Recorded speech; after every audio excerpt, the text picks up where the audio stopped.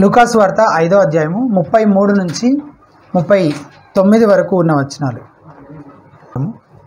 33వ వచనం. వారు ఆయనను చూచి, యోహాను శిష్యులు తరచుగా ఉపవాస ప్రార్థనలు చేయుదురు, అలాగే పరిసయ్యులు శిష్యులను చేయుదురు గాని నీ శిష్యులు తిని త్రాగుచున్నారే అని చెప్పిరి. అందుకు యేసు, పెండ్లి కుమారుడు తమతో ఉన్నంతకాలము పెండ్లి ఇంటి వారి చేత మీరు ఉపవాసము చేయింపగలరా? పెండ్లి కుమారుడు వారి యొద్ద నుండి కొనిపోబడు దినములు వచ్చును, ఆ దినములలో వారు ఉపవాసము చేతురని వారితో చెప్పెను. ఆయన వారితో ఒక ఉపమానం చెప్పాను. ఎట్లనగా, ఎవడునూ పాత బట్టకు కొత్త గుడ్డ మాసిక వేయడు, వేసిన ఎడల కొత్తది దానిని చింపివేయును. అదియునుగాక క్రొత్త దానిలో నుండి తీసిన ముక్క పాత దానితో కలియదు.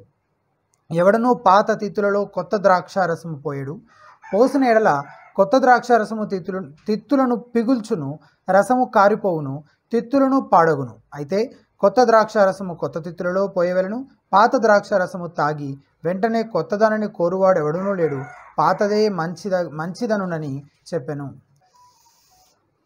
ఈ 33వ వచనంలో వారు అని ఉంది కదా, ఎవరా వారు? పరిసయ్యులు, శాస్త్రులు కదా.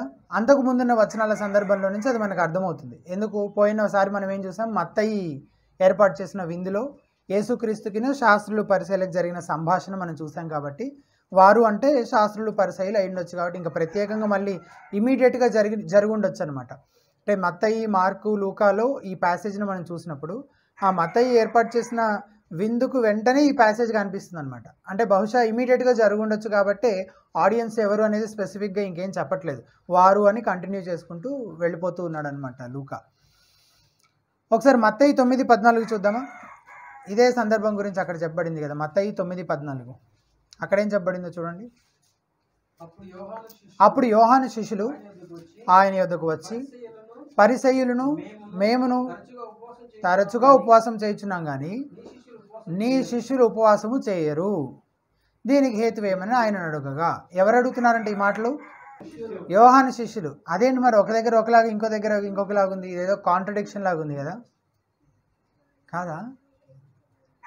ఎందుకు కాదు? వాళ్ళ పర్స్పెక్టివ్లో రాశారా? ఎవరందరూ? ఓ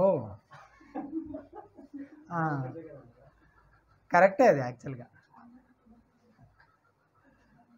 మార్కు సువార్త 2:18 చదివితే అర్థమవుతుంది అనమాట మనకు ఆ సంగతి. మార్కు సువార్త 2:18.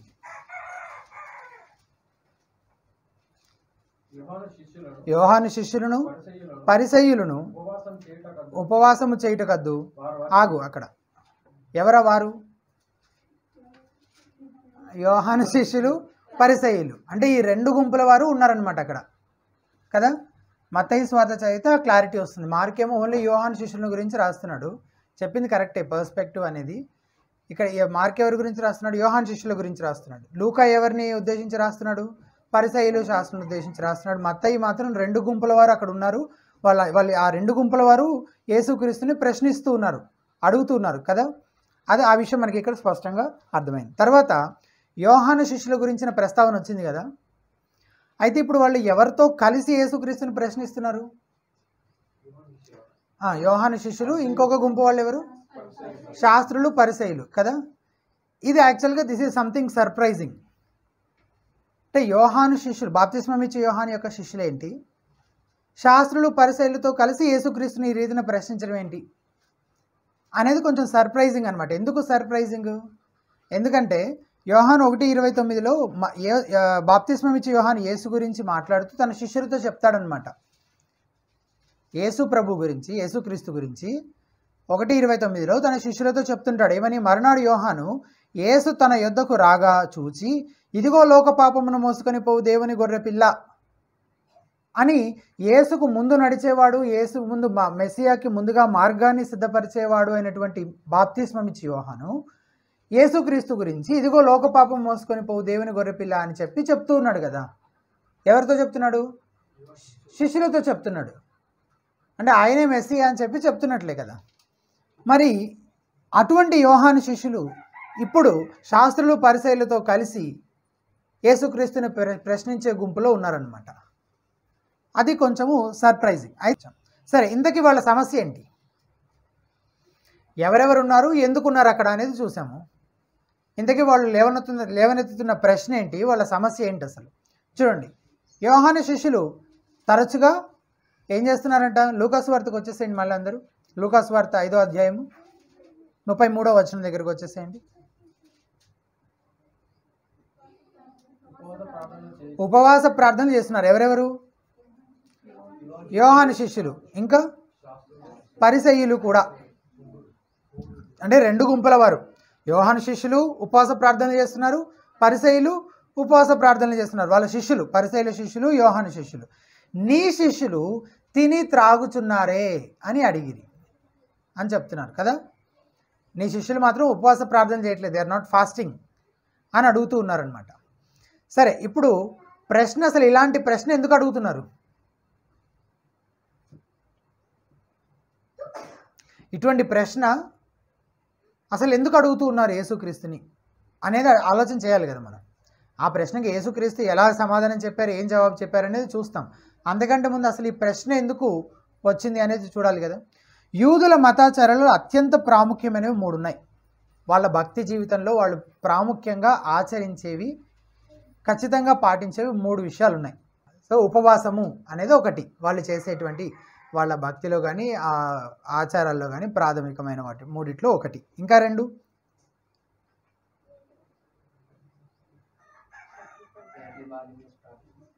ప్రార్థన, ఎప్పుడు చేసినా ప్రార్థన, ఉపవాసము ప్రార్థన. 3వది, ఇది కొంచెం కష్టమే, మీరు గెస్ చేయడం ప్రయత్నించండి.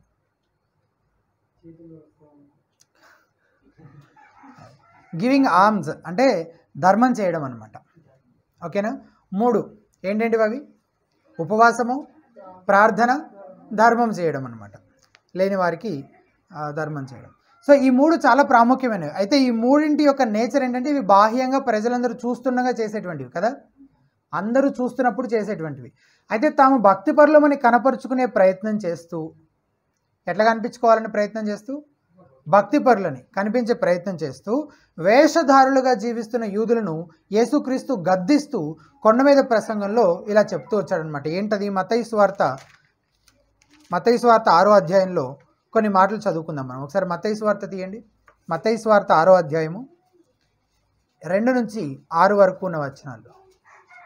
మత్తయి సువార్త 6వ అధ్యాయము 2 నుంచి 6 వరకు ఉన్న వచనాలు నేను చదువుతాను. యేసుక్రీస్తు ఇట్లా వేషధారులుగా ఉంటున్న వాళ్ళని, అంటే బయట భక్తి చేస్తూ మేము భక్తిపరులమని కనపరుచుకోవాలని ప్రయత్నిస్తున్న వారిని గద్దిస్తూ కొండ మీద ప్రసంగంలో ఏమంటున్నారు చూడండి.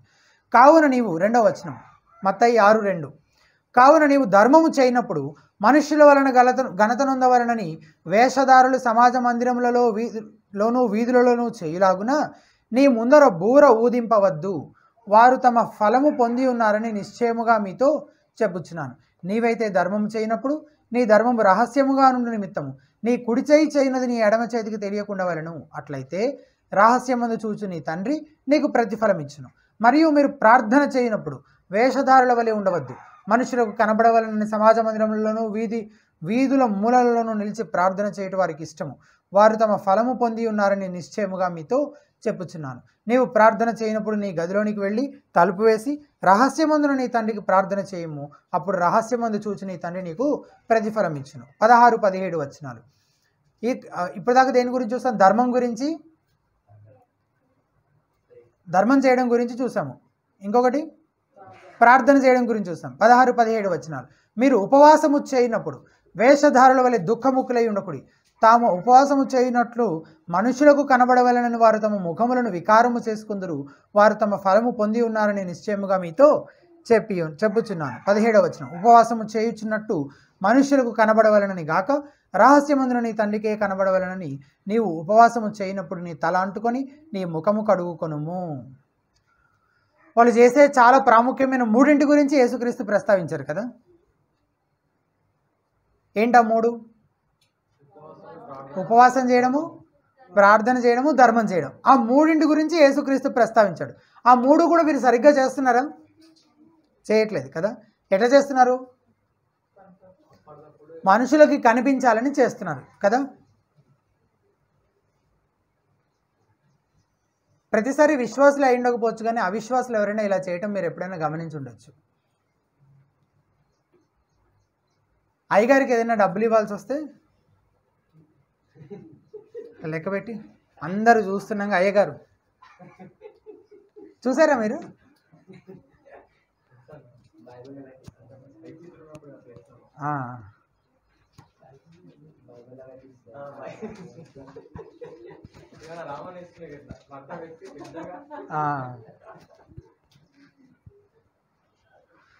అంటే మేము ఇస్తున్నామని చూపించుకోవడానికి అనమాట. వీళ్ళు ధర్మం చేస్తున్నట్టు ప్రజలందరి మధ్యలోకి వెళ్ళినప్పుడు ఏం చేసేవాళ్ళంటే అందరూ చూస్తుండగా ప్రార్థన చేయడం, ఉపవాసం ఉంటే ఎట్లుండాలి, ముఖము వికారం చేసుకొని, అంటే మేము ఉపవాసం ఉంటున్నట్టు అందరూ మమ్మల్ని ఏం చేయాలి, గుర్తించాలి, మేము బాగా భక్తిపరులమని మమ్మల్ని ఐడెంటిఫై చేయాలన్నట్టుగా చేసేవాళ్ళు. వాళ్ళు అందుకే ఏమంటున్నాడు యేసుక్రీస్తు, వేషధారులు అంటున్నాడు. అంటే లోపల లేదు భక్తి, ఎక్కడుంది, బయటే ఉంది, బయట కనపరుచుకునే దాంట్లోనే ఉందన్నమాట అంతా. సో అట్లా చేస్తే వాళ్ళ గురించి ఒక మాట చెప్తున్నాడు ఇక్కడ, ఏంటి తెలుసా, వాళ్ళ ప్రతిఫలము వాళ్ళు పొందుకొని ఉన్నారంట. అంటే ఇంకా దానికి వేరేగా దేవుడి దగ్గర నుంచి ప్రతిఫలం ఏమి రాదుగా. ఎందుకు? నీ మనసు దేని మీద ఉంది? దేవుడిచ్చే ప్రతిఫలం మీద లేదు. మనుషుల దగ్గర నుంచి ఏదో పొందుకోవాలని నువ్వు ఆశపడుతున్నావు కదా, అది నువ్వు పొందుకున్నావు కదా, అంతేనా? ఇప్పుడు నేను జోసెఫ్ వచ్చి నన్ను మెచ్చుకోవాలని నేను ఆశ కలిగి నేను ఏదో చేస్తున్నాను, జోసెఫ్ ముందు డ్యాన్స్ డ్రామా వేస్తున్నాను అనమాట. జోసెఫ్ ఎప్పుడెప్పుడు వచ్చి నన్ను మెచ్చుకుంటాడా అసలు అని చాలా ఎగ్జైటెడ్గా జోసెఫ్కి కనబడేలాగా జోసెఫ్ చుట్టూనే తిరుగుతూ, జోసెఫ్ ఎక్కడుంటే అక్కడే నేను కూడా తిరుగుతాం, అట్లా చేస్తున్నాను. లేదా జోసెఫ్ ఎప్పుడు ఎక్కడికి వెళ్తాడు అక్కడికి అనుకొని నేను కూడా ఆ టైంకి అక్కడ ఉండేలాగా చూసుకొని, జోసెఫ్ అటువైపు వెళ్తున్నాడు అనగానే ఎవరికో డబ్బులు ఇస్తూ, జోసెఫ్ ఉండు నేను ఇక్కడ డబ్బులు ఇచ్చేసి వస్తాను ఈమెకి పాపం అని చెప్పి అట్లా చేస్తున్నాను అనమాట. చాలా సీరియస్గా జరుగుతుంటాయి ఇవి. నేను మామూలుగా అట్లా చెప్తున్నాను మీకు కదా. అంటే మనుషులకి కనిపించాలని, మనుషుల దృష్టిలో పడాలని, మనుషుల మెప్పు కోరుకోవాలని చేస్తుంటారు కదా. అట్లాంటివి చేస్తే కనుక వాళ్ళు ఏదైతే కోరుకుంటున్నారో అది వాళ్ళకి దక్కుతుంది. అంటే జోసెఫ్ వచ్చి ఏం చేస్తాడు, నన్ను మెచ్చుకుంటాడు అనమాట. ఓ యశ్వంత్ అన్న అసలు నువ్వు చాలా గ్రేట్ అసలు అని చెప్పి నన్ను మెచ్చుకుంటాడు. అయిపోయింది, ఇంకా నాకు రావాల్సిన ప్రతిఫలం నేను పొందుకున్నాను కదా, నేను కోరుకున్నది నేను పొందుకున్నాను. ఇంకా దేవుడి దగ్గర నుంచి ఆశించడానికి ఏమీ లేదు. దేవుడు ఇంక ఇవ్వాల్సిన ప్రతిఫలం ఏం లేదనమాట. ఒకవేళ దేవుడి దగ్గర నుంచి ప్రతిఫలం ఆశించే వాళ్ళైతే వాళ్ళు ఎలా చేయాలంట, ప్రార్థన చేసేటప్పుడేమో తలుపులు బిగించుకొని లోపల ఒంటరిగా కూర్చుని ఏకాంతంగా తమ ప్రభుతో వాళ్ళు మాట్లాడాలి. అలాగే ఉపవాసం చేసినప్పుడు ఏం చేయాలంట, చక్కగా తలంటుకొని అసలు వాళ్ళు ఉపవాసం చేస్తున్న సంగతి ఎవరికి తెలియనివ్వకుండా ఉపవాసం ఉండాలంట. అలాగే ధర్మం చేసేటప్పుడు ఏం చేయాలంట, కుడి చేతితో చేస్తున్న దానము ఎడం చేతికి కూడా తెలియదంట. అంటే ఏం తెలియకుండా ఉండాలంటే ఏం చేయాలి, ఏం చేయాలి, బాగా ఇట్లా లెక్క పెట్టి ఇట్లా పట్టుకొని ఇట్లా ఇట్లా ఇట్లా ఇవ్వాలి కదా, పిడికిలు బిగించి ఇవ్వాలన్నమాట. ఇంకో కంటికి తెలియకుండా, మన చేతికే తెలియకూడదనంటే ఇంకో వ్యక్తికి తెలిసే అవకాశం ఉండాలి. అసలు అట్లాంటి పరిస్థితే ఉండకూడదు అనమాట. అంత రహస్యంగా ఇవ్వాలి. ఎవరి దగ్గర నుంచి మీరు ప్రతిఫలం ఆశిస్తున్నట్లయితే దేవుడి దగ్గర నుంచి. మనుషుల దగ్గర నుంచి ఆశిస్తుంటే మీరు దాన్ని పొందుకుంటారు, కానీ దేవుడి దగ్గర నుంచి ఇంకేమీ రాదు. అండ్ సమస్య అసలు దేవుడి దగ్గర నుంచి ప్రతిఫలం వస్తుందా రాదా అనేది కాదు. అసలు నీకు అసలు అట్లాంటి మనసు లేకుండా నువ్వు అట్లా వేషం వేసుకొని నాటకం వేస్తుంటే నువ్వు విశ్వాసమేనా అసలు? కాదు. అందుకే వేషధారులు అంటున్నాడు కదా, ఓ విశ్వాసులారా మీరు ఈ పొరపాటు చేస్తున్నారు, సరి చేసుకుని అనట్లేదు. వేషధారులారా మీ మనసు అట్లా లేదు, కాకపోతే మీ మనసు దేవుడి గురించిన ఆలోచనలతో లేదు, దేవుడి దగ్గర నుంచి ప్రతిఫలాన్ని ఆశించట్లేదు, దేవుడిని సంతోష పెట్టాలని కాదు, ఆయన దగ్గర నుంచి మెప్పు పొందాలని కాదు. మీరంతా దేనికోసం చేస్తున్నారు? ఈ భూమి మీద, ఈ లోకంలో మీరుంటున్న సమాజంలో మీ చుట్టూ ఉన్న వాళ్ళ దగ్గర నుంచి ఘనత కోరుకుంటూ మెప్పు పొందుకుంటూ చేస్తున్నారు. అదే తప్పు, మీరు వేషధారులుగా చేస్తున్నారు అని చెప్పి యేసుక్రీస్తు వాళ్ళని గద్దిస్తూ ఉన్నాడు అనమాట. సరే, ఈ వచనాల్లో మాటలు ఉపవాసాన్ని సూచిస్తున్నాయి కదా. వాస్తవానికి ఉపవాసం గురించి మనం ఇక్కడ మాట్లాడుకుంటా ఉన్నాం కదా. పరిసయ్యులు వారానికి 2 రోజులు ఉపవాసం ఉండేవాళ్ళు. ఎన్ని రోజులు? 2 days. కానీ ధర్మశాస్త్రంలో ఖచ్చితంగా ఇట్లా వారానికి ఇన్ని రోజులు ఉండాలి, ఫలానా రోజులు ఉండాలి అనేమని ఉందా? ఏం లేదు. మరి ఇది ఎక్కడి నుంచి వచ్చింది వాళ్ళకి? ఆచారం. ఈ ఆచారం ఎక్కడి నుంచి వచ్చింది? క్రియేట్ చేసుకున్నారు. ఏం క్రియేట్ చేశారు? ఉండాలి అనేది. అంటే అదొక్కటేనా, ఇంకేమైనా కూడా చేశారా?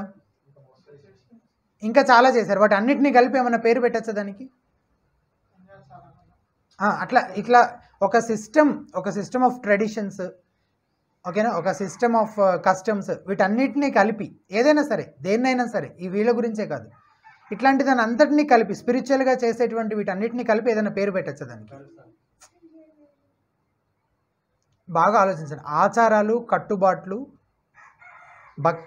భక్తి గురించి చేసే వాటన్నింటినీ కలిపి స్పిరిచువల్ ఆస్పెక్ట్స్లో వాటన్నిటినీ ఏమంటాం మనం? కాదు, మతము. Yes, it's a religion. ఇదే మతం మరి? అదే ఏంటది? యూదా మతము. ఇప్పుడు ఈ యూదా మతం ఏదైతే ఉందో దీన్ని రాబ్బైస్ అని అంటారనమాట. వాళ్ళు ఏం చేశారంటే ధర్మశాస్త్రాన్ని ఆధారం చేసుకున్న కొన్ని ఎక్స్ట్రా రూల్స్, ఇంకాస్త స్ట్రిక్ట్గా ఉన్న అడిషనల్ రూల్స్ అండ్ రెగ్యులేషన్స్, కొన్ని ఆచారాలన్నీ ఏం చేశారంట? రాశారంట. రాసి వాటిని బోధించారు ప్రజలకి. అది యూదా మతం అయిందనమాట. ఇప్పుడు ఆ యూదా మతాన్ని బేస్ చేసుకుని ఇప్పుడు వీళ్ళు ప్రశ్నిస్తున్నారు యేసుక్రీస్తుని. పరిసయ్యుల శిష్యులు ఉపవాసం ఉంటున్నారు, యోహాను శిష్యులు ఉపవాసం ఉంటున్నారంటే ఉపవాసం ఉండమని అసలు ధర్మశాస్త్రంలో ఎక్కడుంది?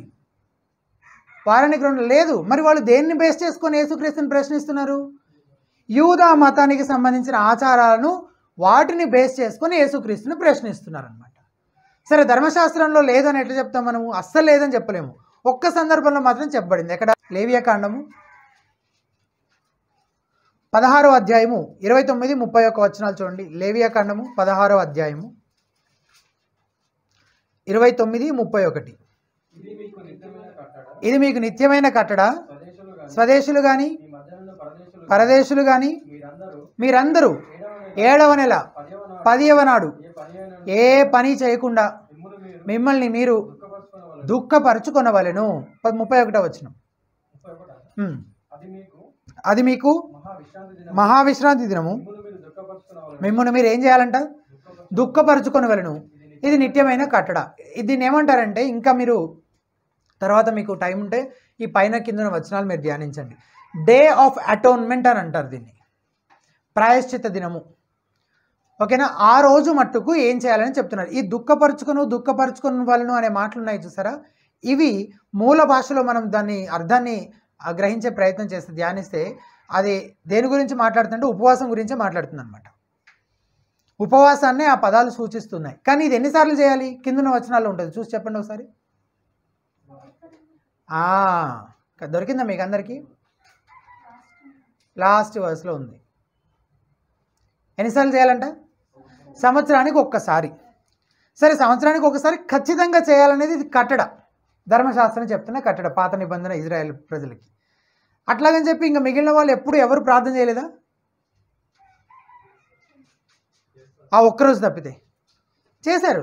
నెహెమ్యా గ్రంథంలో చూస్తాము ప్రార్థన చేసినట్టు, సమూయేలు గ్రంథంలో చూస్తాము ఉపవాసం ఉండి ప్రార్థన చేసినట్టు కదా, న్యాయాధిపతుల గ్రంథంలో చూస్తాము. ఇలా పాత నిబంధన గ్రంథాల్లో మనం వాళ్ళు ఉపవాసం ఉండి ప్రార్థన చేసినట్టు చూస్తాము. కానీ అవన్నీ ఎలా జరిగాయి తెలుసా? స్పాంటేనియస్గా జరిగాయి. అంటే అప్పటికప్పుడు వాళ్ళు ఎదుర్కొంటున్న పరిస్థితిని బట్టి దేవుని మీద ఆధారపడాలని, దేవుని సహాయం కొరకు వేడుకోవాలని, ఓకేనా, వారికి అప్పటికప్పుడు ఎదురైన ఆ పరిస్థితులను బట్టి వాళ్ళు ఉపవాసం ఉండి ప్రార్థన చేయాలని చెప్పి అలా చేసినట్లుగా మనం చూస్తాం. That is spontaneous. ఫలానా రోజు, ఫలానా ఈ రోజు చేయాలి, ఇంత సమయం చేయాలి, ఇవి మాత్రమే తినాలి లేదా తినకూడదు, ఏమి లేవు పాత నిబంధనలో. అవి సందర్భాన్ని బట్టి భక్తులు అలా స్పందించారనమాట. దేవునితో సమయం గడపాలని, ఆయన సహాయం కొరకు వేడుకోవాలని, ఆయన పాదాల చెంతకు వెళ్ళాలని, ఆయా పరిస్థితులు వారిని ఉపవాసం ఉండి ప్రభు పాదాల చెంత సమయం గడిపేలాగా పురికొల్పి వారు ఉపవాసం ఉండి ప్రార్థన చేశారు. కానీ ఖచ్చితంగా చెప్పబడింది మాత్రము ఒక్కసారి చేయాలని, ఓకేనా, సంవత్సరానికి ఒకసారి చేయాలని. ఇక తర్వాతి కాలంలో యూదులకు చెందిన రబ్బీలు నీళ్ళు కూడా తాగొద్దని చెప్పారు ఈ ఒక్కరోజు గురించి. సరే, అది వేరే విషయము. వీటితో పాటు అప్పటికప్పుడు పరిస్థితిని బట్టి దుఃఖం కలిగినప్పుడు, వేదనకర పరిస్థితిలో ఉన్నప్పుడు ఉపవాసం ఉండడం అనేది చాలా సందర్భాల్లో పాత నిబంధనలో మనం చూస్తూ వస్తాం. కానీ ఈ ఖచ్చితంగా వారానికి ఇన్నిసార్లు ఉండాల్సిందే, ఉపవాసం కూడా ఇలా చేయాలి అనే నియమాలు ఏవి పాత నిబంధనలో ఉన్నాయా? లేవు. కానీ వీళ్ళు ప్రశ్నిస్తున్నారు యేసుక్రీస్తుని. ఇప్పుడు దేన్ని ఆధారం చేసుకొని? ఏ మతం అది? యూదా మతాన్ని ఆధారం చేసుకుని, అందులో ఉండే ఆచారాలను ఆధారం చేసుకొని ప్రశ్నిస్తున్నారు. అయితే యేసుక్రీస్తు శిష్యులు ఈ ఆచారాలని పక్కన పడేసి చక్కగా తింటూ తాగుతూ ఉన్నారనమాట. అది వాళ్ళ బాధ. మేము ఇంత భక్తిగా ఇదంతా చేస్తుంటే మీరు ఎందుకు చేయరు అసలు? యోహాన్ శిష్యులు చేస్తున్నారు, పరిసయ్యుల శిష్యులు చేస్తున్నారు, కానీ నీ శిష్యులు మాత్రం ఏం చేస్తున్నారు? చక్కగా తింటున్నారు, తాగుతున్నారు, ఎందుకు చేయట్లేదని ఆ విషయమే యేసుక్రీస్తుని ప్రశ్నిస్తున్నారు. ఇప్పుడు ఇది మూడో విషయం మనం చూస్తుంది. ఎవరు ప్రశ్నిస్తున్నారని చూసాం. ఎవరు వాళ్ళు? శాస్త్రులు, పరిసయ్యులు, యోహాను శిష్యులు. తర్వాత ఎందుకు ప్రశ్నిస్తున్నారు శాస్త్రులు పరిసయ్యులతో కలిసి అని అంటే దానికి కారణాలు చూసాం. ఇప్పుడు మూడవది, ఇటువంటి ప్రశ్న ఎందుకు వేస్తున్నారు? మూడవది, ఇట్లాంటి ప్రశ్న ఎందుకు వేస్తున్నారు అని అంటే దేన్ని ఆధారం చేసుకొని వేస్తున్నారు? యూదా మతాన్ని, వాళ్ళ యూదా మత ఆచారాలను ఆధారం చేసుకొని వేస్తున్నారు. కానీ ఇట్లాంటివి ఏవి ధర్మశాస్త్రంలో లేవు. ఇక నాలుగవది, యేసు దానికి ఏం జవాబు చెప్తున్నాడు? What is Jesus response? 34-35 వచనాల్లో చూస్తాం దాన్ని. లూకాసు వార్త 5వ అధ్యాయము 34-35 వచనాలు. అందుకు యేసు, పెండ్లి కుమారుడు తనతో ఉన్నంత కాలము పెండ్లి ఇంటి వారి చేత మీరు ఉపవాసము చేయింపగలరా? పెండ్లి కుమారుడు వారి యొద్ద నుండి కొనిపోబడు దినములు వచ్చును, ఆ దినములలో వారు ఉపవాసము చేతురని వారితో చెప్పెను. చాలా ఈజీగా ఎవరికైనా అర్థమైపోయే ఎగ్జాంపుల్ అనమాట ఇది కదా. యేసు తన శిష్యులు ఎందుకు అలా ప్రవర్తిస్తున్నారో ఒక మంచి ఎగ్జాంపుల్ చెప్తున్నాడు. చాలా బాగుంటుంది కదా అప్పుడప్పుడు యేసు ప్రభు వారు మాట్లాడే స్టైల్. అంటే మన సామెతలు వాడినట్టు ఉంటుంది కదా. అంటే దాన్ని చాలా ఎలాబరేట్గా ఎక్స్ప్లెయిన్ చేయకుండా చిన్న ఎగ్జాంపుల్ చెప్పంగానే అది కన్వే అయిపోయేలాగా ఉంటుంది మెసేజ్. అంటే మనకు అవ్వకపోవచ్చు, ఎందుకంటే మనం 2000 years తర్వాత చదువుతున్నాం కదా, అవునా? మనకంత రెడీగా చదవంగానే కంప్లీట్ సెన్స్లో అర్థం అవ్వకపోవచ్చు, ఎందుకంటే 2000 years తర్వాత అది వేరే కల్చర్, మనది వేరే కల్చర్. అందుకని మనం ఏం చేస్తున్నాం ఇప్పుడు? అందరం ఒక దగ్గర కూర్చున్నాం అనమాట, ఒకరికొకరు హెల్ప్ చేసుకోవడానికి. అక్కడ సందర్భంలో దాని అర్థం ఏంటి, దాని భావం ఏంటని నేర్చుకోవడానికి కదా. సరే, ఇక్కడ ఇచ్చిన యేసుక్రీస్తున్న ఎగ్జాంపుల్ ఏంటి? పెండ్లి కొడుకుకి సమీప బంధువులు, స్నేహితులు అతని వారితో ఇంకా ఉండగానే, ఎవరు? ఆ పెళ్లి కొడుకు ఇంకా వాళ్ళతో పాటు ఉండగానే ఉపవాసం చేస్తారా? ఉపవాసం చేస్తారా? పెళ్ళి అవుతుంది. పెళ్ళి అంటే అసలు ఎవరైనా ఉపవాసం చేయరు. ఏడుస్తూ దుఃఖిస్తూ ఉండే సమయం కాదు అది కదా. మంచి విందు చేసి సంతోషించే సమయం అది, ఆహ్లాదకరంగా ఆనందించే సమయం అది, విలపించే సమయం కాదు, దుఃఖంలో మునిగిపోయి కృంగిపోయే సమయం కాదు ఇది, ఉత్సాహంతో నాట్యం చేసేటువంటి సమయం కదా వివాహం అనేది. అయితే ఇది మొదటి విషయం, అంటే వివాహం ఎటువంటి సమయం అని చెప్తున్నాడు. రెండవది, ఇజ్రాయేలు దేవుని వధువుగా చెప్పబడింది ఒక్క సందర్భంలో, కేవలం దేవునికి వధువుగా చెప్పబడింది ఇజ్రాయేల్ జనాంగం పాత నిబంధనలు, అంతేగాని మెస్సియా వరుడుగా ఎక్కడ చెప్పబడలేదు. ఓకేనా? ఈ విషయాన్ని, అంటే సంఘము లేదా దేవుని యొక్క గుంపు యేసుక్రీస్తు యొక్క వధువు అన్న ఈ కాన్సెప్ట్ టీచ్ చేయడం, యేసుక్రీస్తు స్టార్ట్ చేయడం ఇదే మొదటిసారి అనమాట. ఇక్కడే యేసుక్రీస్తు ఆ బోధన చేయడం ప్రారంభించాడు. బాప్తిస్మం ఇచ్చే యోహాను కూడా ఇటువంటి మాటలే చెప్తాడు ఒక సందర్భంలో. తర్వాత మళ్ళీ ఎక్కడ చూస్తాము? సంఘము యేసుక్రీస్తు యొక్క వధువు అన్న ప్రస్తావన మళ్ళీ ఎక్కడ చూస్తాము? ఏమైనా ఐడియా ఉందా? ఎక్కడ అంటే బైబిల్లో ఎక్కడ అని, ఏ గ్రంథంలో? ప్రకటన గ్రంథంలో చూస్తాం మనం. ఈ బోధ ఏదైతే ఉందో, యేసుక్రీస్తు చెప్తున్న ఈ ఎగ్జాంపుల్ ఏదైతే ఉందో, అంటే దేవుని పిల్లలమైన మనం అందరము క్రీస్తుకి ఎలాగంటే ఏమంటే మనము వధువు కదా. ఆయన ఎవరు మరి? వరుడు. He is the bridegroom and we are his bride కదా. ఈ బోధ ఏదైతే ఉందో అది ఇక్కడ యేసుక్రీస్తు ప్రారంభిస్తూ ఉన్నాడు. దాన్ని ప్రకటన గ్రంథంలో చివరిసారిగా మనం చూస్తామన్నమాట. పాత నిబంధనలో ఉందా ఇది ఇట్లాంటి ఎగ్జాంపుల్?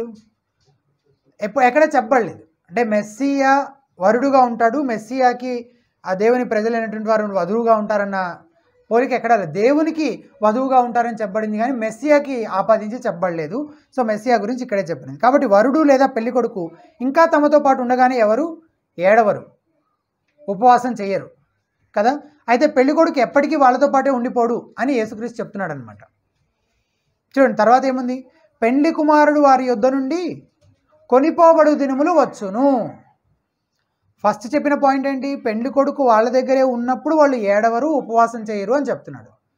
తర్వాత పాయింట్ ఏంటి, నెక్స్ట్ పాయింట్ ఏంటి, పెళ్లి కొడుకు ఎప్పటికీ వాళ్ళతో పాటే ఉండిపోడు, సడన్గా ఈ హ్యాపీ సిచ్యువేషన్స్లో నుంచి ఆయన తీసుకెళ్ళిపోబడతాడు. అప్పుడు వాళ్ళు ఏం చేస్తారంటే వాళ్ళు ఉపవాసం ఉండి ప్రార్థన చేస్తారు అని చెప్తున్నాడు యేసుక్రీస్తు. పెళ్లి వేడుక జరుగుతున్న సమయంలో ఒకవేళ వాళ్ళందరి మధ్యలో నుండి పెళ్లి కొడుకుని తీసుకెళ్ళిపోతే ఎవరైనా ఉన్న వాళ్ళందరి ఆనందం ఏమైపోతుంది, మారిపోతుంది, ఆవిరైపోతుంది. వాళ్ళ సంతోషం అంతా ఇక ముగిసిపోతుంది అనమాట, అందరితో ఎండ్ అయిపోతుంది కదా. అయితే ఇక్కడ యేసుక్రీస్తు భవిష్యత్తును సూచిస్తూ చెప్తున్న మాటలు ఇవి. అంటే ఆ బ్రైడ్ గ్రూమ్ ఎవరు, యేసుక్రీస్తు చెప్తున్న ఆ పెళ్లి కొడుకు ఎవరు, యేసుక్రీస్తే తానే. ఆయన ఎప్పుడూ శిష్యులతో పాటు అక్కడున్న ప్రజలందరితో పాటు శాశ్వత కాలం ఉండిపోతాడా, ఉండిపోడు. సో భవిష్యత్తులో తానే తన ప్రజల నుంచి దూరం చేయబడతాడని. ఎలాగా, ఎలా దూరం అవుతాడు యేసుక్రీస్తు, ఆరోహణం అయిపోయి ముందేం జరుగుతుంది, సిలువలో చనిపోతాడు ఆయన కదా.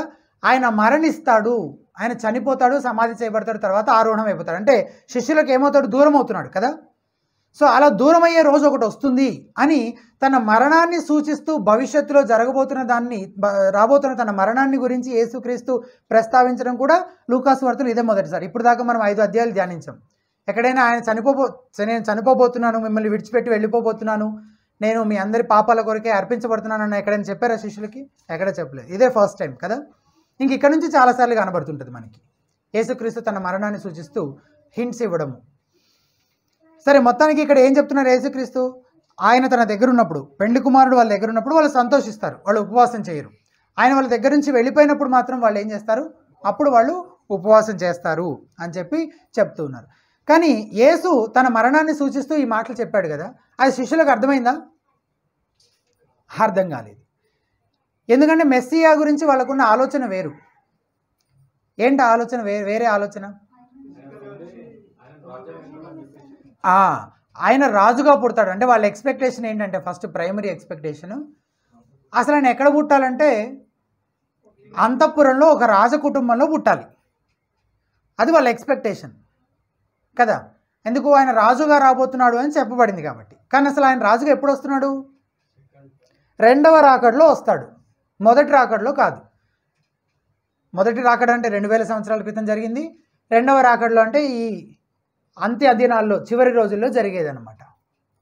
అప్పుడు ఆయన రాజుగా వస్తాడు, ఓకేనా. మొదటి రాకడలో కాదు. సరే, రాజు కుటుంబం పుట్టలేదు, వచ్చాడు ఎలాగో, బాప్తిస్మం ఇచ్చి యోహాను సాక్ష్యం చెప్పాడు, నేనే ఆ మెస్సియాని అన్నట్లుగా మాట్లాడుతున్నాడు, రక్షకుడు అని కొంతమంది విశ్వసించారు కూడా కష్టం మీద. అంతవరకు బాగానే ఉంది. కానీ స్టిల్ ఇంకా వాళ్ళకు కొంచెం ఆశ ఉంది. ఏంటంటే రోమా ప్రభుత్వంతో పోరాడి, వాళ్ళ మీద తిరగబడి, వాళ్ళ బానిసత్వం నుంచి ఈ యూదులందరినీ విడిపించి ఒక ప్రత్యేకమైన రాజ్యం స్థాపించి దానికి ఈయన రాజై పరిపాలన చేస్తాడు అన్న ఎక్స్పెక్టేషన్ ఇంకా ఉందన్నమాట. అంటే ముందు పుట్టుక, ఏ కుటుంబం నుంచో ఇవన్నీ జరగకపోయినా, నెరవేరకపోయినా ఇంకా ఇట్లాంటి ఎక్స్పెక్టేషన్ వాళ్ళకి ఉంది. ఇట్లాంటి ఆలోచనలో వాళ్ళు ఉన్నారు కాబట్టి నేను చనిపోతాను, నేను మీ నుంచి దూరం అయిపోతాను అని ఆయన ఇండైరెక్ట్గా చాలా ఎగ్జాంపుల్స్ తోటి చెప్తున్నా వాళ్ళు దాన్ని గ్రహించలేకపోతున్నారు. ఎందుకు, అసలు రక్షకుడు చచ్చిపోవడం ఏమిటి అని వాళ్ళకి అర్థం కావట్లేదు. అంటే మమ్మల్ని ఎవరు విడిపిస్తారు, ఇంకా మేము ఎదురు చూస్తుందే ఆయన మమ్మల్ని విడిపిస్తాడని ఈ బానిసత్వంలో నుంచి. కానీ ఆయన విడిపిస్తారంటే పాపం అనే బానిసత్వంలో నుంచి. దానికోసం ఆయన వచ్చాడు. కానీ వీళ్ళేమో రోమా ప్రభుత్వం నుంచి విడిపిస్తారని ఆశపడుతున్నారు. అది జరగకుండానే ఆయన చనిపోతే ఎలా. పేతురు లాస్ట్లో మళ్ళీ అడుగుతాడు యేసుక్రీస్తుని, గుర్తుందా మీకు? పేతురు అడుగుతాడు మళ్ళీ, నువ్వు రాజ్యాన్ని ఎప్పుడు స్థాపిస్తావు ప్రభువా అని అడుగుతాడు అనమాట కదా. అందుకని వాళ్ళకి యేసుక్రీస్తు చెప్తున్నా, ఆయన మరణం గురించి సూచిస్తూ చాలా మాటలు చెప్తున్నా వాళ్ళ దానికి అర్థం కాలేదు. సరే, శిష్యులందరి గురించి ఎందుకు, శిష్యులందరికీ ఒక నాయకుడు ఉన్నాడు కదా, నాయకుడి పేరేంటి, పేతురు. పేతురు కూడా ప్రశ్నిస్తాడు. మత్తయి సువార్త 16వ అధ్యాయంలో చూడండి ఒకసారి, 21, 22 వచనాలు. మత్తయి సువార్త 16వ అధ్యాయము 21, 22 వచనాలు. అప్పటి నుండి తాను యెరూషలేమునకు వెళ్ళి పెద్దల చేతను ప్రధాన యాజకుల చేతను శాస్త్రుల చేతను అనేక హింసలు పొంది చంపబడి 3వ దినమున లేచుట అగత్యమని యేసు తన శిష్యులకు తెలియజేయ మొదలుపెట్టగా పేతురు చేయి పట్టుకొని అనే మాటకి ఇంగ్లీష్లో ఏముంది జోసెఫ్? ఏమనుంటుంది? పీటర్ టుక్ హిమ్ అసైడ్ అని ఉంటుంది కదా, ఆ సెన్స్ తెలుగులో రావట్లేదు. పేతురు ఆయన చేయి పట్టుకొని అని ఉంది ఇక్కడ. అంటే ఇక్కడ యేసుక్రీస్తు ఎవరెవరితో మాట్లాడుతున్నాడు? యెరూషలేముకు వెళ్ళి అక్కడ పెద్దలతోటి ప్రధాన యాజకులతోటి శాస్త్రులతోటి అనేక హింసలు పొంది చంపబడి 3వ దినమున లేకుట అగత్యమని యేసు ఎవరు చెప్తున్నాడు? శిష్యులతో చెప్తున్నాడు. శిష్యులందరితో ఆ మాట చెప్పంగానే పేతురు ఏమైపోయాడు? అయిపోయి ఇక ఏం చేస్తాడు? ఇట్లా ఆయన చేయి పట్టుకొని అర్జెంటుగా పక్కన తీసుకెళ్ళి, అసలు ఏం చెప్తున్నావు నువ్వు అంటే హీ టుక్ హిమ్ అసైడ్ అని ఉంది కదా. అంటే శిష్యులందరూ ఒక దగ్గర ఉన్నారు. యేసుక్రీస్తు నేను చచ్చిపోతాను, నేను చంపబడి ఏం చేయబడతాను, 3వ దినమున మళ్ళీ నేను లెగుస్తాను, ఇది జరుగుట అగత్యము అంటే దీన్ని ఎవరైనా ఆపగలరా? ఇంక ఎవరు ఆపలేరు, ఖచ్చితంగా జరుగుతుందని చెప్తున్నాడు యేసుక్రీస్తు. ఇక పేతురు ఏం చేశాడు? అసలు ఏమైపోతుంది, ఈయన ఏం మాట్లాడుతున్నాడు అసలు అని. మరి ఆ యేసుక్రీస్తు గురించి ఏమనుకున్నాడో అర్జెంటుగా ఆయన చేయబట్టుకొని ఆయన పక్కకి తీసుకెళ్ళిపోయి ఏమంటున్నాడు ఆయనతోటి? ప్రభువా, అది నీకు దూరం అగును గాక, అది నీకెన్నడూ కలుగదని ఆయనను గద్దింపసాగాను. అంటే నువ్వు ఎవరివి? నువ్వు మెస్సీ అవి, నువ్వు చచ్చిపోతానంటున్నావు ఏంటి అని గద్దిస్తున్నాడు పేతురు కదా. అంటే ఆయన ఎవరో పాపం ఆయన గుర్తు చేసి, అంటే ఈయన ఎక్స్పెక్టేషన్స్కి తగ్గట్టుగా ఆయన ఉండాలని ఆయన్ని గద్దిస్తున్నాడు అనమాట. నువ్వు అట్లా మాట్లాడకూడదు, నువ్వు ఇట్లా మాట్లాడాలి, ఇట్లా చేయాలి అని వాళ్ళ ఎక్స్పెక్టేషన్ ఏదైతే దానికి తగ్గట్టుగా యేసుక్రీస్తుకి బోధ చేసి ఆయన గద్దిస్తున్నారు అనమాట పేతురు. సో పేతురికి అర్థం కాలేదు. మిగిలిన శిష్యుల పరిస్థితి ఎప్పటివరకు? ఇది చివరి వరకు యేసుక్రీస్తు చెప్తానే ఉన్నారు. తీరా ఇది జరిగిన తర్వాత కూడా వాళ్ళు చాలా డిప్రెస్డ్ స్టేట్లోకి వెళ్ళిపోతారనమాట. మళ్ళీ యేసుక్రీస్తు వచ్చి నేను చెప్పాను కదా మీకు, నేను చెప్పినట్టుగానే జరిగింది కదా, అయితే మీరు అధైర్యపడవద్దు, మీకు పరిశుద్ధాత్మ అనుగ్రహించబడతాడని ఆయన బలపరచాల్సి వస్తుంది అనమాట. మళ్ళీ అప్పటి వరకు చెప్తూనే ఉంటారు యేసుక్రీస్తు ఈ విషయం. అంటే వాళ్ళని సిద్ధపరిచే ప్రయత్నం చేస్తూ ఉంటారనమాట. సో అందులో భాగంగానే ఇప్పుడు కూడా, ఇప్పుడు ఇంత దూరం మనం ఇదంతా ఎందుకు మాట్లాడుకున్నాం? పెండ్లి కుమారుడు వారి యొద్ద ఉండంగా వాళ్ళు ఉపవాసము చెయ్యరు. అంటే యేసుక్రీస్తు ఇప్పుడు వాళ్ళతో పాటు ఉన్నాడు కాబట్టి వాళ్ళు ఉపవాసము ప్రార్థనలు ఇవన్నీ చేయట్లేదు.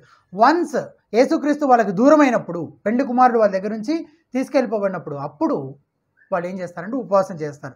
అయితే ఇది ఇలాగా వాళ్ళకి అర్థం కాకపోయినా యేసు చనిపోవడంతో ఆయన గురించి చెప్పబడిన ప్రవచనాలు కొన్ని ఖచ్చితంగా నెరవేరాయి అనమాట. ఏంటి ఆ ప్రవచనాలు?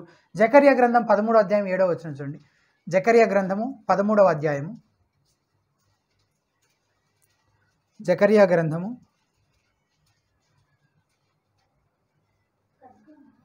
ఖడ్గమా నా గొర్రెల కాపరి మీద నా సహకారి మీద పడుము. ఇదే సైన్యములకు అధిపతి యెహోవా వాక్కు.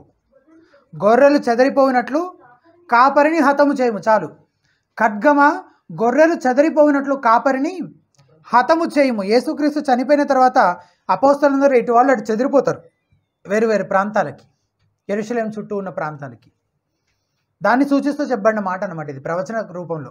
ఖడ్గమా నా గొర్రెల కాపరి మీద నా సహకారి మీద పడుము అంటే ఇది ఆయన మరణాన్ని సూచిస్తుంది కదా. తర్వాత యెహోవా వాక్యం ఏంటంటే గొర్రెలు చెదరిపోయినట్లు కాపరిని హతము చేయుము. అలాగే యెషయా గ్రంథం 53వ అధ్యాయం 8వ వచనం చూడండి. యెషయా 53:8.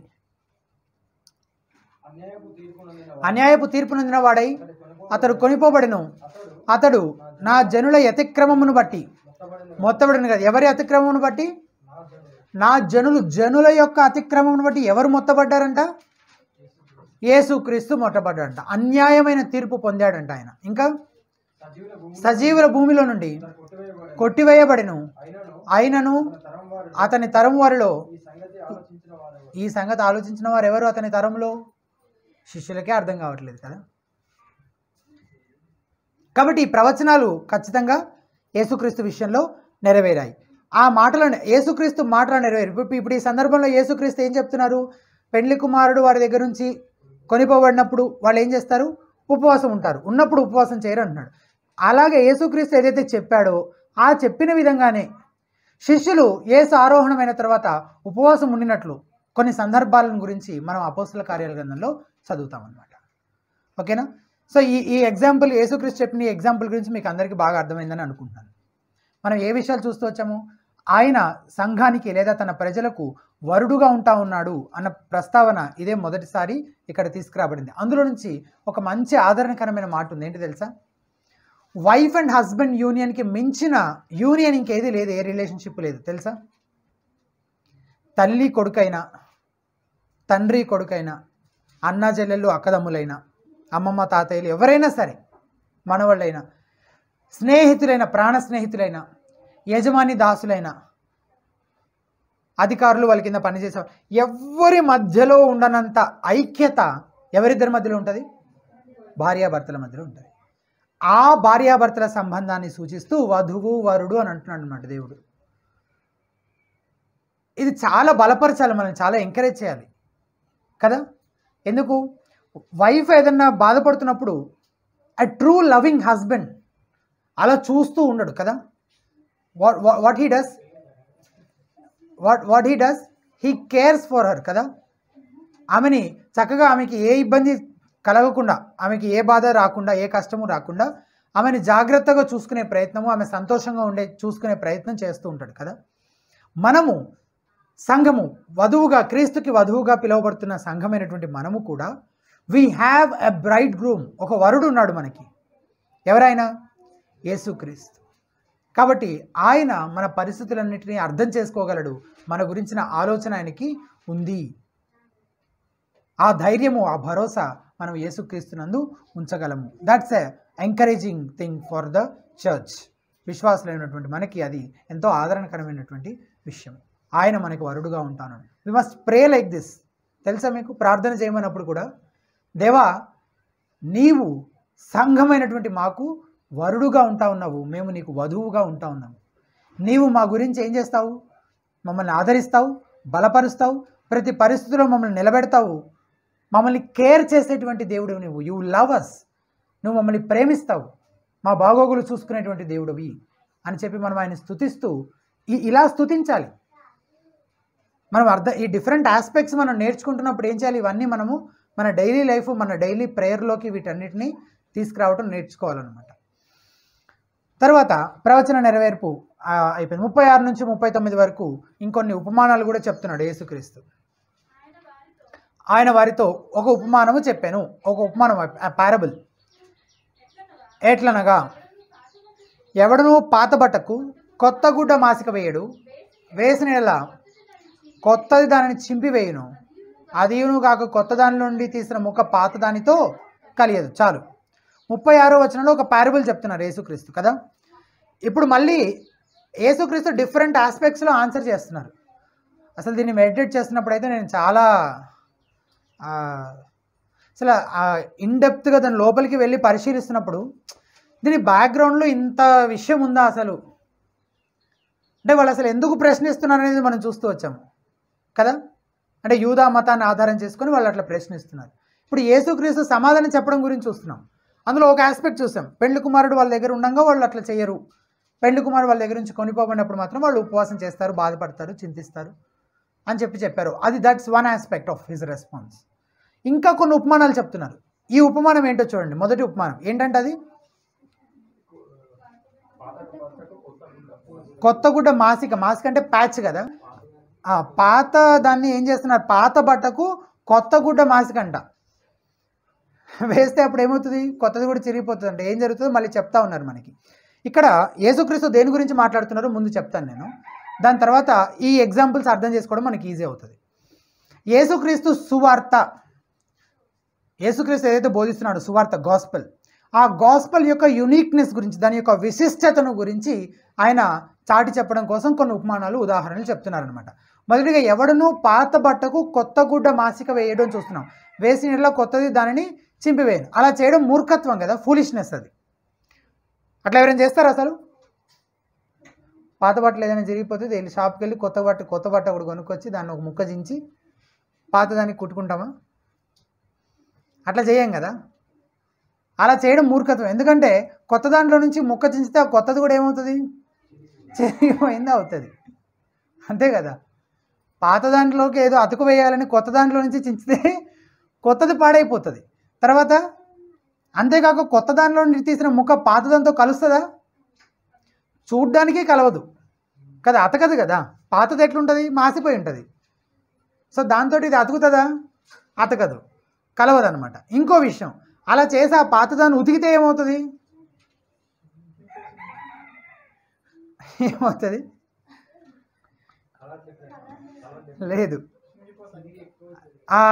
వేరొక సువార్తలో చెప్పబడింది ఈ మాట, ఎవడను పాత బట్టకు కొత్త బట్ట మాసిక వేయడు, వేసిన ఆ మాసిక బట్టను వెలితిపరచును, చినుగు మరి ఎక్కువగును అని ఇంకో సువార్తలో రాయబడి ఉంటుంది అనమాట వేరొక చోట.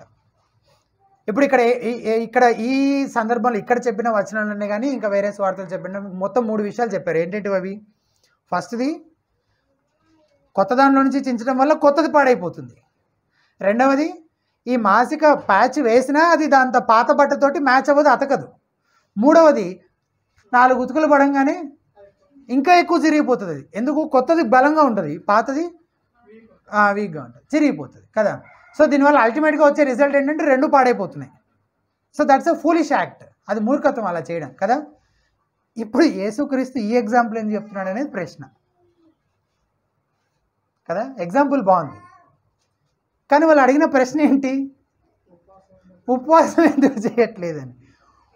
మేము వాళ్ళు చేస్తున్నారు, వీళ్ళు చేస్తున్నారు, మీ శిష్యులు చేయట్లేదు, తింటున్నారు, తాగుతున్నారు అంటే ఈయనేమో ఈ బట్టల గురించి చెప్తా ఉన్నారు. ఈయన పాత బట్ట కొత్త బట్ట అనే ఎగ్జాంపుల్. ఆయన దేని గురించి మాట్లాడుతున్నారు తెలుసా? ఆయన ప్రకటిస్తున్న ఈ రాజ్య సువార్తను గురించి మాట్లాడుతున్నారు. ఒక పక్క this is on one side, gospel is on one side. అవతల పక్క ఏముందో మీరు చెప్పాలి. యూదా మతాచారాలు ఉన్నాయన్నమాట ఇంకో పక్క. అవి అప్పుడే కొత్తగా ఎవరైనా ప్రారంభించారా?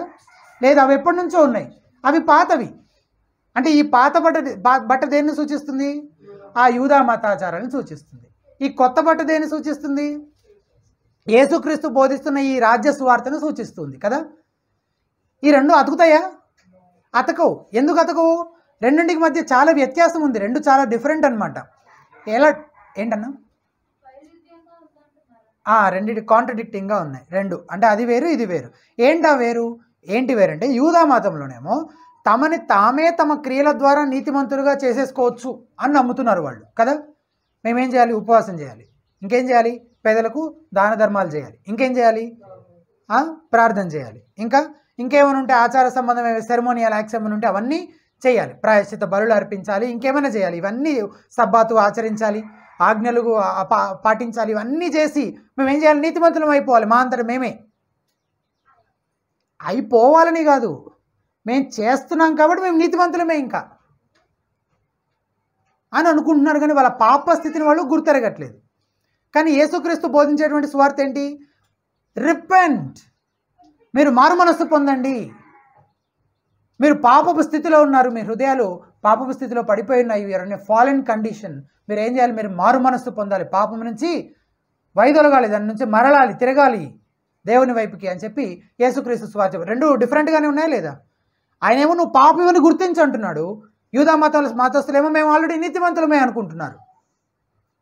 తర్వాత రెండవది, వారేమో మతనిష్ట కలిగిన వారమని భక్తిపరులమని గర్విస్తూ ఉన్నారు. యేసేమో తగ్గించుకో, యు హంబుల్ యువర్ సెల్ఫ్ అని తగ్గింపు గురించి చెప్తా ఉన్నాడు. ఆయన ఆచార సంబంధమైన వాటి మీద, బాహ్యమైన వాటి మీద, ఆచారాల మీద ఎక్కువగా దృష్టి పెడుతున్నారు యూదా మతస్థులు. యేసుక్రీస్తు no, look inside, look in your heart. నీ హృదయం ఎట్లా ఉందో నువ్వు చూసుకో ముందు. బయట చేసే క్రియలు కాదు, ఆచార సంబంధమైన వ్యవహారాల గురించి కాదు, ఎక్స్టర్నల్ థింగ్స్ కాదు, ఇంటర్నల్ థింగ్స్, హార్ట్కి సంబంధించినవి. నీ యాటిట్యూడ్ ఎలా ఉందో పరీక్షించుకో అని యేసుక్రీస్తు సువార్త చెప్తున్నారు. సో ఈ రెండింటికి మధ్య వ్యత్యాసం ఉందా? చాలా ఉంది.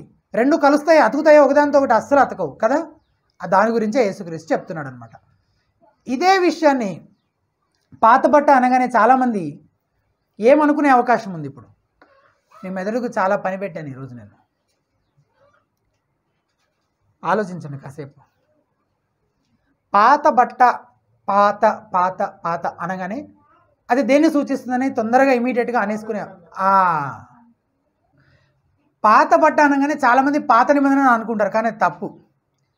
దేవుని నిత్య ధర్మశాస్త్రము అది ఎటువంటిదంట? అది పరిశుద్ధమైనది, నీతి న్యాయములను బోధించేది, ఎంతో శ్రేష్టమైనది. It is holy, righteous and good. దేవుని ధర్మశాస్త్రం కదా. యేసుక్రీస్తు దాన్ని కొట్టివేయడానికి వచ్చాడా? దాన్ని వేరే ఇంకొక కొత్త మతం స్థాపించి దీన్ని రీప్లేస్ చేయడానికి వచ్చాడా? కాదు. ఒకవేళ ఈ పాత బట్ట కొత్త బట్ట ఎగ్జాంపుల్ని దానికి అన్వయిస్తే అట్లా చెప్పాల్సి వస్తుంది అనమాట. అంటే ఆయన పాతదాన్ని మొత్తం తీసేసి అది బాగాలేదని చెప్పి, పాతగా అయిపోయిందని చెప్పి, ఏది ధర్మశాస్త్రం అది పాతగా అయిపోయింది, ఇప్పుడో మోషేకి ఇచ్చింది కదా, ఇంకా దాన్నే పట్టుకుని ఏం వెళ్ళారు, నేను కొత్తది చెప్తాను, ఇప్పుడు నేను కొత్త మతం స్థాపిస్తానని చెప్పి, అంటే అది పాత నిబంధనను అర్థం చేసుకుంటే అట్లా అర్థం చేసుకోవాల్సి వస్తుంది, దాని మీనింగ్ అట్లా వస్తుంది అనమాట. కానీ యేసుక్రీస్తు అలా చేయడానికి రాలేదు. ఆయన ధర్మశాస్త్రాన్ని నెరవేర్చడానికి వచ్చాడు. ధర్మశాస్త్రము it is righteous, it is ఇంకా holy and it is good. అది మంచిది కదా, నీతి న్యాయములను బోధించేది, పరిశుద్ధమైనది. యేసుక్రీస్తు దాన్ని కొట్టివేయడానికి రాలేదు, కానీ దాన్ని నెరవేర్చడానికే ఈ భూమి మీదకి వచ్చాడు. కాబట్టి మనుషుల చేత నిర్మించబడిన ఆచార కట్టుబాట్లతో కూడిన మత వ్యవస్థను, యూదా మతాన్ని, వారి నమ్మకాలను, తమ క్రియల ద్వారా తాము నీతిమంతులుగా తీర్చబడవచ్చన్న వారి విశ్వాసాన్ని, వీటన్నిటిని గురించి యేసు పాతబట్ట అంటున్నాడు.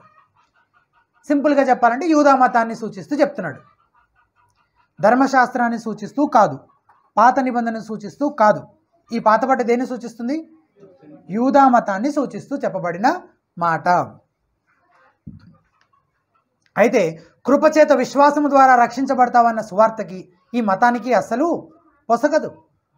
దే డజంట్ ప్యాచ్ టుగెదర్, ఒకదానికొకటి అతకదు, కలవదన్నమాట.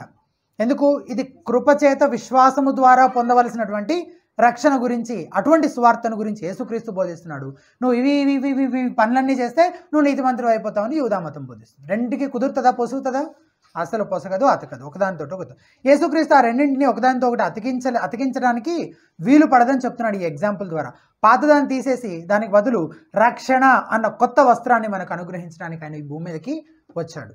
ఇలా కొత్త బట్ట ముక్కని పాత బట్టకు అతుకు వేయడం ఎంత మూర్ఖత్వమో, ఎవడను పాత తిథులలో కొత్త ద్రాక్ష రసం పోయాడంట. దీని గురించి కూడా కొంత బ్యాక్గ్రౌండ్ తెలుసుకోవాలి మనం.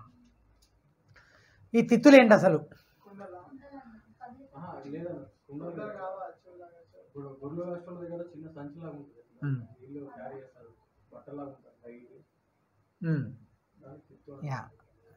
ఈ తిత్తుల గురించి తెలుసుకోవాలి మనం ఇప్పుడు కదా. అంటే ఈ పాతదేంటి కొత్తదేంటి, ఒకదాంట్లో ఒకటి ఎందుకు పోయారు, ఇది తెలిస్తేనే యేసుక్రీస్తు అసలు ఏం మాట్లాడుతున్నారో మనకు అర్థమవుతుంది కదా. కానీ అలా చేయడం మాత్రం మూర్ఖత్వమే. ఆ రోజుల్లో ద్రాక్ష రసాన్ని జంతువుల చర్మంతో తయారు చేసిన వాటిలో నిల్వ చేసేవారు, వాటిని తిత్తులు అంటున్నారు. జంతువుల చర్మంతో తయారు చేసిన వాటిలో ద్రాక్ష రసాన్ని ఏం చేసేవాళ్ళు? నిల్వ చేసేవారు, స్టోర్ చేసేవాళ్ళు. ఓకే, ఒకవేళ కొత్త ద్రాక్ష రసాన్ని పాత తిత్తులలో పోస్తే, అలా చేస్తే ఏం జరుగుతుందంట? పోసిన ఎడలో కొత్త ద్రాక్ష రసం తిత్తులను పిగుల్చును, రసము కారిపోవును, తిత్తులు పాడగును. ఎందుకంటే కొత్త ద్రాక్ష రసం it undergoes the process of fermentation. అది పులుస్తుంది అనమాట, స్టోర్ చేస్తున్న కొద్దీ పులుస్తూ ఉంటుంది అనమాట ద్రాక్ష రసం. అలా పులుస్తూ ఉన్నప్పుడు ఏమవుతుంది? దానిలోంచి కొన్ని గ్యాసెస్ రిలీజ్ అవుతూ ఉంటాయి. ఆ వైన్ స్కిన్ ఏదైతే ఉందో దాన్ని వైన్ స్కిన్ అంటారు, ఆ ద్రాక్ష రసపు తిత్తుల్ని. ఓకేనా? ఆ వైన్ స్కిన్ ఏమవుతుందంటే ఎక్స్పాండ్ అవుతుందంట, సాగుతుంది, ఉన్న కొద్దీ సాగుతుంది అనమాట. ఓకే, సో ఇప్పుడు ఆల్రెడీ కొంత ద్రాక్ష రసాన్ని ఒక తిత్తిలో పోసి కొంతకాలం పాటు నిలువ ఉంచారు. సపోజ్ 1 year, ఒక 1 year అయింది. తర్వాత ఆ పాత ద్రాక్ష రసం తీసేశారు, తాగేశారు, సర్వ్ చేసుకొని అయిపోయింది. ఇప్పుడు పాత తిత్తి ఉంది అక్కడ, దాని పరిస్థితి ఎట్లా ఉంటుంది? ఆల్రెడీ ఫుల్లీ ఎక్స్పాండ్, చాలా సాగిపోయి, ఎందుకు? ఫర్మెంటేషన్ జరిగింది కాబట్టి ఆ గ్యాసెస్ రిలీజ్ అవ్వడం వల్ల కానీ ఆ పులియడం వల్ల ఆ స్కిన్ కూడా ఏమవుతుంది? ఇలా ఎక్స్పాండ్ అయిపోయి దాని సర్వీస్ అయిపోయిన సిచ్యువేషన్లో ఉంటుంది అది. ఇప్పుడు ఆ పాత తిత్తులలో కొత్త ద్రాక్ష రసం పోసారు, మళ్ళీ ఫర్మెంటేషన్ స్టార్ట్ అవుతుంది కదా. కొత్త ద్రాక్ష రసం కూడా కొంతకాలం గడిచే కొద్దీ మళ్ళీ పులుస్తూ ఉంటుంది, అందులో నుంచి కూడా కొన్ని గ్యాసెస్ రిలీజ్ అవుతుంటాయి. ఆల్రెడీ ఎక్స్పాండ్ అయిపోయి ఉన్న, సాగిపోయిన ఆ తిత్తులు ఇంకా సాగాలి. ఇప్పుడు ఏమవుతుంది? పిగిలిపోతాయి కదా. ఆ మాట కదా ఇక్కడ చెప్పండి. పోసిన ఎడల కొత్త ద్రాక్ష రసము తిత్తులను పిగుల్చును, రసము కారిపోవును, తిత్తులు ఏమవుతాయి? పాడగును కదా. పిగిలిపోయి ద్రాక్షారసం అంతా ఒలిగిపోయి నేలపాలైపోతుంది. అందుకే కొత్త ద్రాక్షారసాన్ని ఎందులో పోయాలి? కొత్త తిత్తుల్లోనే పోయాలి, నిల్వ చేయాలి. అప్పుడు ఆ ద్రాక్షారసం పులిసే క్రమంలో ఆ కొత్త తిత్తులు చక్కగా సాగి పిగిలిపోకుండా ఉంటాయన్నమాట, నిల్వ చేయడానికి వీలవుతుంది. మొదటి ఉదాహరణ మాదిరిగానే క్రియల ద్వారా రక్షణ అని బోధించే యూదా మతానికి, కృపను బోధించే యేసుక్రీస్తు సువార్తకి ఎక్కడ పొసగదు. అంటే అది కొత్త ద్రాక్షారసము, యేసుక్రీస్తు బోధిస్తున్న సువార్త. యూదా మతం అనేది పాత ద్రాక్షారసము. ఇప్పుడు వీళ్ళు వచ్చి యేసుక్రీస్తుని ప్రశ్నిస్తున్నారు కదా, పరిసయ్యులు అట్లా చేస్తున్నారు, యోహాను శిష్యులు అట్లా చేస్తున్నారు, నువ్వు ఎందుకు చేయట్లేదు అంటే అది పాత ద్రాక్షారసం, నువ్వు కొత్త తిత్తుల్లో పోద్దామని చూస్తున్నావు, అది పిగిలిపోతుందని చెప్తున్నాడు యేసుక్రీస్తు. అలా కుదురుతుందా? కుదరదు. యేసుక్రీస్తు బోధిస్తున్న సువార్త ఏంటి? కొత్త ద్రాక్షారసం. అది వాళ్ళ మతం ఏంటి?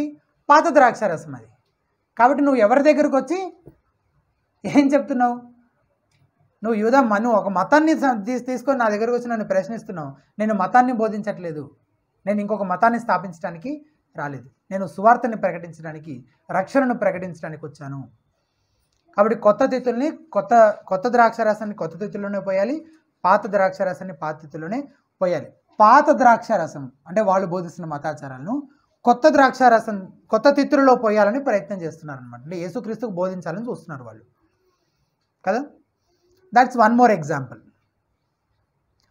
అటువంటి వారిని యేసుక్రీస్తు 39వ వచనం చూడండి. పాత ద్రాక్షారసం త్రాగి వెంటనే కొత్తదానిని కోరువాడెవడును లేడు, పాతదే మంచిదనని చెప్పాను. ఈ పాతదానితో సంతృప్తి చెంది వెల్ సాటిస్ఫైడ్ అయిపోయే వాళ్ళ గురించి చెప్తున్నాడు యేసుక్రీస్తు. వాళ్ళని పాతదానితో సంతృప్తి చెందేవాళ్ళు ఎవరు ఇప్పుడు ఈ కాంటెక్స్ట్లో? అంటే ఎగ్జాక్ట్గా అక్కడ యేసుక్రీస్తుని ప్రశ్నిస్తున్న వాళ్ళందరూ they were all very happy. వాళ్ళ దగ్గర ఉన్న ఆ పాత యూదా మతంతో వాళ్ళు చాలా కంఫర్టబుల్గా హ్యాపీగా ఉన్నారు. ఓకే, అలాగే ఈ పాత ద్రాక్షారసంతో తృప్తి చెందినవాడు కొత్త దాని కోసం మళ్ళీ చూస్తాడా? అసలు దాన్ని టేస్ట్ చేయడానికి కూడా ఇష్టపడడు కదా. పాతదే బాగుంది అంటాడు. అబద్ధ మతము, ఎ ఫాల్స్ రిలీజియన్, అటువంటి వారిని ఆత్మీయంగా ఏం చేస్తుందంటే గ్రుడ్డి వారిని చేస్తుందంట. అంటే అసలు ఆ కొత్తదాన్ని టేస్ట్ చేద్దామనే కోరిక కూడా రానివ్వదంట. దీని గురించి కొరింథీయులకు రాసిన 2వ పత్రిక 4వ అధ్యాయం 4వ వచనంలో చెప్పబడింది. చూడండి, మనము చివరికి వచ్చేసాం, ముగించుకోబోతున్నాం. కొరింథీయులకు రాసిన 2వ పత్రిక 4వ అధ్యాయము 4వ వచనము. దేవుని స్వరూపి అయి ఉన్న క్రీస్తు మహిమను కనపరచు సువార్త, ఇక్కడ చూడండి, సువార్త ప్రకాశము వారికి ప్రకాశించబడకుండా నిమిత్తము ఈ యుగ సంబంధమైన దేవత అవిశ్వాసులైన వారి మనోనేత్రములకు గ్రుడ్డితనము కలుగజేసెను. తాగేవాడు వాడికి ఇష్టమైన బ్రాండ్ని విడిచిపెడతాడా? ఎన్నిసార్లు తాగినా వాడికి తృప్తి ఉన్నది, అదే తాగాలనిపిస్తుంటుంది కదా. అలాగే తమకు ఎంతో సౌకర్యంగా అలవాటైపోయిన మతాన్ని, మత ఆచారాలను, అలవాట్లను విడిచిపెట్టడానికి ఎవరైనా ఇష్టపడతారా? కొత్త దానిపైన అంటే సువార్త బోధించే వాటిపైన, వాక్యం నేర్పించే వాటిపైన ఆసక్తి కలగకుండా తమను తాము ఏం చేస్తారు? కఠినపరుచుకుంటూ ఉంటారు చాలామంది ప్రజలు. మీరు హిందువులు ముస్లింలకు వెళ్ళి సువార్త చెప్పండి, అంటే వాళ్ళ యొక్క ఆ మతము నేర్పించిన ఏవైతే ఆచారాలు ఉన్నాయో వాటన్నింటిలో నుంచి బయటకు రావడానికి ఈ సువార్త అనే క్రొత్త ద్రాక్షారసం ఏదో దాన్ని టేస్ట్ చేయడానికి వాళ్ళు ఇష్టపడరు. ఎందుకు ఇష్టపడరు అంటే ఈ యుగ సంబంధమైన దేవత వాళ్ళని ఆ సువార్త ప్రకాశము వాళ్ళ కళ్ళ మీద, వాళ్ళ మనోనేత్రాల మీద పడకుండా గ్రుడ్డితనం కలుగజేస్తుందంట. అందుకని వాళ్ళు ఏం చేస్తున్నారు? కఠినపరుచుకుంటున్నారు. అమ్మ మేము బాగానే ఉన్నాం కదా, ఇప్పుడు మాకేం తక్కువైంది కదా, మా పూజలు మేము చేసుకుంటున్నాం, మా నమాజులు మేము చేసుకుంటున్నాం, మా ఆచారాలు, మా కట్టుబాట్లు, మా అలవాట్లు అంతా మేము చాలా చక్కగా చేసుకుంటున్నాం. అమ్మో, ఈ కొత్తగా చెప్తున్న ఈ యేసుప్రభుని నమ్ముకుంటే అవన్నీ మనం వదిలిపెట్టేయాలి, విడిచిపెట్టేసేయాలి. మనం కన్వీనియంట్గా మన అలవాట్లు అవన్నీ ఉన్న విషయాలు, కంఫర్ట్స్ అన్నింటినీ మనం వదులుకొని కొత్తదాన్ని దేన్నో యాక్సెప్ట్ చేయాల్సి వస్తుంది అని వాళ్ళు ఏం చేస్తారు? రిజెక్ట్ చేస్తారనమాట కదా. ఈ పాతదానికి అలవాటు పడిపోయిన వాళ్ళ గురించి యేసుక్రీస్తు చెప్తున్న మాటలు ఇవన్నమాట. ఏంటవి? ఏం చెప్పారు అక్కడ? పాత ద్రాక్షారసం తాగి వెంటనే కొత్తదాన్ని కోరువాడు ఎవడును లేడు, పాతదే మంచిదనని చెప్పాడు. పాతదే బాగుందని చెప్తారంట యూదా మతస్థులు. అక్కడ చెప్తున్నట్టు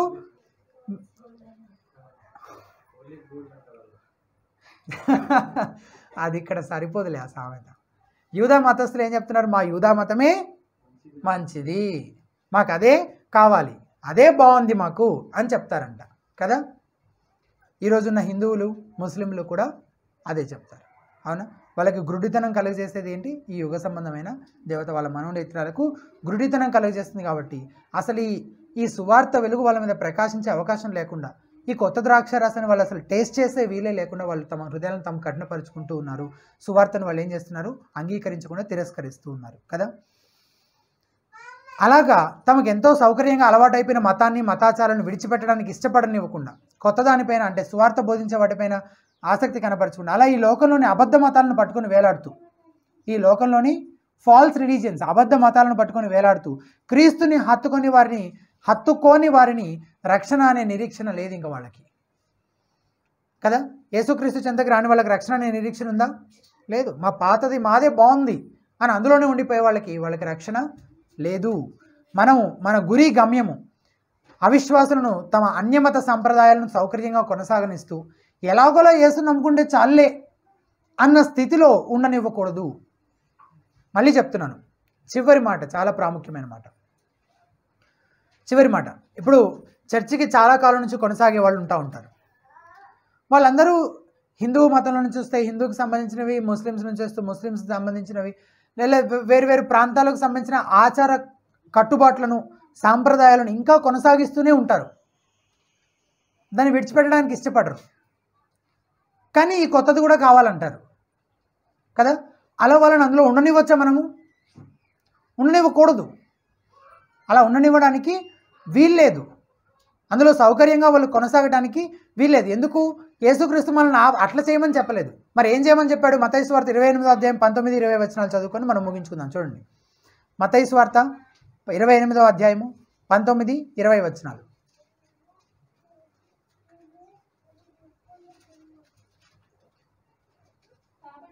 కాబట్టి మీరు వెళ్ళి, ఎవరికి చెప్తున్నారు ఈ మాటలు? శిష్యులకు. ఎవరు చెప్తున్నారు? యేసుక్రీస్తు. మీరు వెళ్ళి సమస్త జనులను శిష్యులనుగా చేయుడి, తండ్రి యొక్కయు కుమారుని యొక్కయు పరిశుద్ధాత్మ యొక్కయు నామములోనికి వారికి బాప్తిస్మం ఇచ్చుచు, నేను మీకు ఏ సంగతులను ఆజ్ఞాపించుతునో వాటన్నిటినీ గైకొనవలనని వారికి బోధించుడి. ఇదిగో యుగ సమాప్తి వరకు సదాకాలము మీతో ఉన్నారని వారితో చెప్పాను. ఏం చేయాలంటే వాళ్ళని శిష్యులుగా తర్ఫీదు చేయాలి, శిష్యులుగా మార్చాలి వాళ్ళని. అవునా?